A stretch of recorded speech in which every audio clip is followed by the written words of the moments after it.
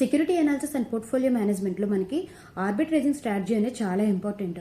ఈ ఆర్బిట్రేజింగ్ స్ట్రాటజీలో ఏం చేస్తారు అంటే మనకి ఏదైనా ఒకటే షేర్ డిఫరెంట్ మార్కెట్స్లో లిస్ట్ అయి ఉంటే కనుక ఆ డిఫరెన్స్ ఏదైతే ఉందో దాన్ని ప్రాఫిట్ లాగా చేసుకోవడానికి ట్రై చేస్తారు. అంటే హెడ్జింగ్ స్ట్రాటజీస్లో ఇది ట్రెడిషనల్ మెథడ్ అయితే కాదు, కానీ రిస్క్ కొంచెం తగ్గించుకోవడానికి one of the strategy arbitraging strategy అనేది.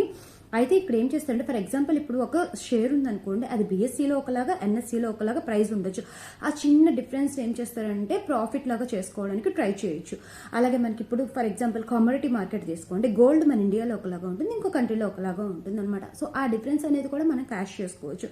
అలాగే డిఫరెంట్ ఫారెక్స్ కరెన్సీస్లో కూడా మనకి ఈ డిఫరెన్స్ అనేది మనము ప్రాఫిట్ చేసుకోవడానికి స్టాక్ మార్కెట్లో వన్ ఆఫ్ హెడ్జింగ్ స్ట్రాటజీ అనమాట. అయితే ఇది ఏంటి అంటే కొంచెం తక్కువ ప్రాఫిట్ ఉంటుంది కాబట్టి డిఫరెన్స్ అనేది, సో లార్జ్ వాల్యూమ్స్లో అయితే కనుక ఇది బాగా యూజ్ అవుతుంది. Thank you.